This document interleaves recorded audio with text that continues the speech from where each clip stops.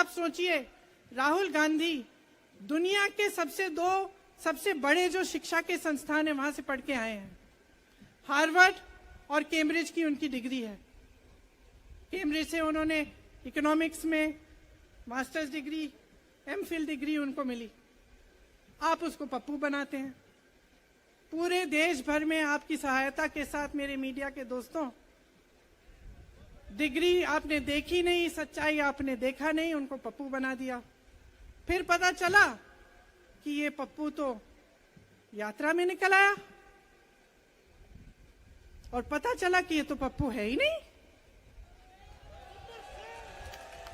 इसके साथ तो लाखों लोग चल रहे हैं। ये ईमानदार भी है, ये सब बातों को समझता भी है, ये जनता के बीच जा रहा है, जनता की समस्याओं को सुन रहा है, तो जनता इसके साथ चली जा रही है। तो घबरा गए कि राहुल गांधी ने संसद में वो सवाल उठाए जिनका उनके पास जवाब नहीं है।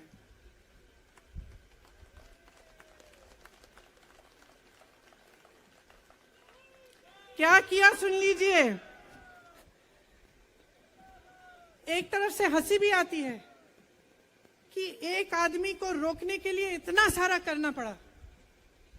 जिस आदमी ने राहुल जी के खिलाफ सूरत में कंप्लेंट लगाई, आपको मालूम है कि पिछले साल उसने खुद कचहरी में जाके बोला इस पे आप स्टे लगा दीजिए।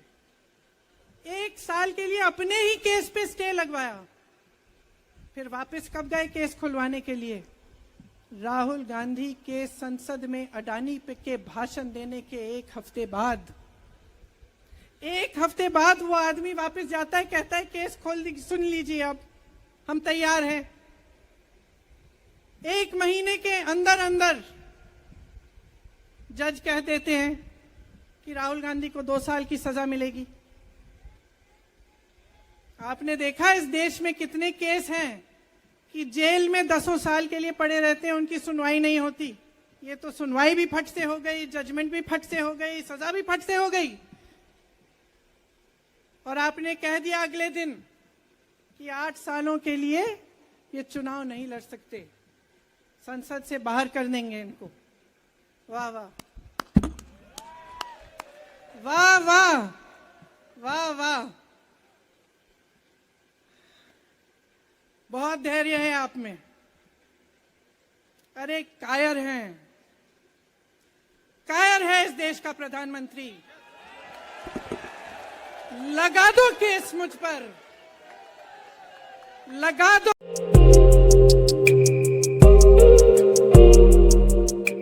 केस मुझ पर, जेल ले जाओ मुझे भी, लेकिन सच्चाई ये है कि इस देश का प्रधानमंत्री कायर है।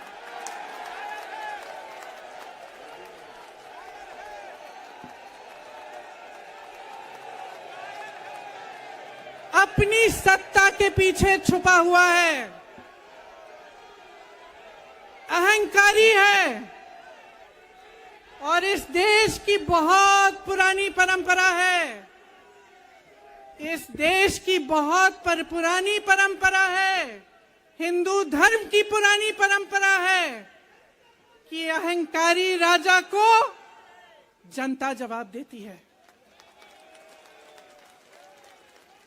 और इस देश की बहुत पुरानी परंपरा है कि अहंकारी राजा को ये देश पहचानता है। मेरे परिवार ने मुझे एक चीज सिखाई है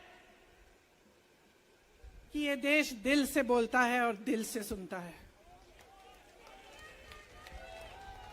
ये देश सच्चाई को पहचानता है। और मैं जानती हूं कि आज वो दिन है जब से सारा कुछ बदलने लगेगा।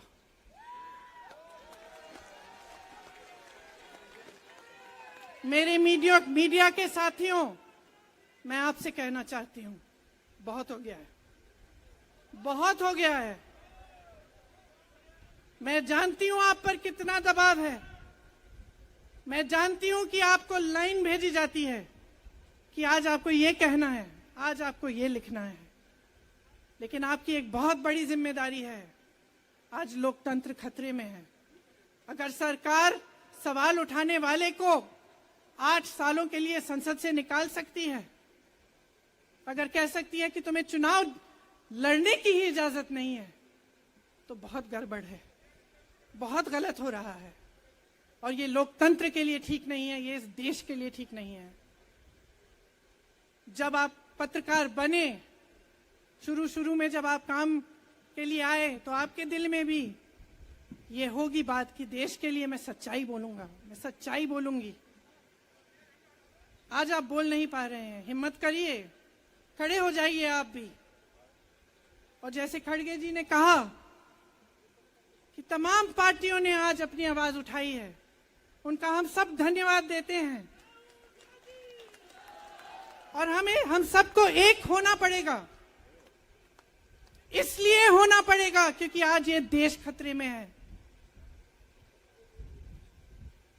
आज इस देश की सारी संपत्ति एक आदमी को सौंपी जा रही है और उस आदमी को बचाने के लिए पूरी सरकार खड़ी हो जाती है।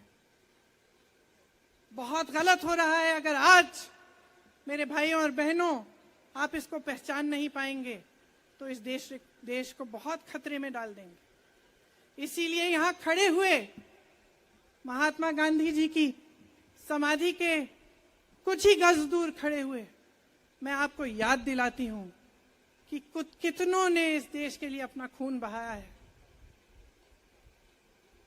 कितनों ने इस देश की धरती, इस देश की आजादी के लिए अपना खून बहाया है। ये अफसर हैं यहाँ तैनात खड़े हैं, इसी तरह से इनके भाई सरहद पे खड़े होते हैं हमारे लिए, आज भी अपना खून बहा रहे हैं। क्या इसके लिए? क्या अडानी जी के लिए? कि अपने देश के किसान के लिए, अपने देश के गरीब के लिए, अपने देश के छोटे व्यापारियों के लिए, महिलाओं के लिए, अपने बच्चों के भविष्य के लिए हम सब अपनी जान देने के लिए तैयार हैं। तो मैं आपसे आग्रह करती हूं, मेरे देशवासियों, आंखें खोल लो, समय आ गया है, डरो मत। राहुल गांधी के शब्दों में डरो मत, इनका सामना करने का समय आ गया है। एकजुट हो जाओ, सामना करो, इस देश की सच्चाई को उभारो, इस देश की एकता को बनाए रखो और इस देश को आगे बढ़ाओ। जय हिंद, जय हिंद, जय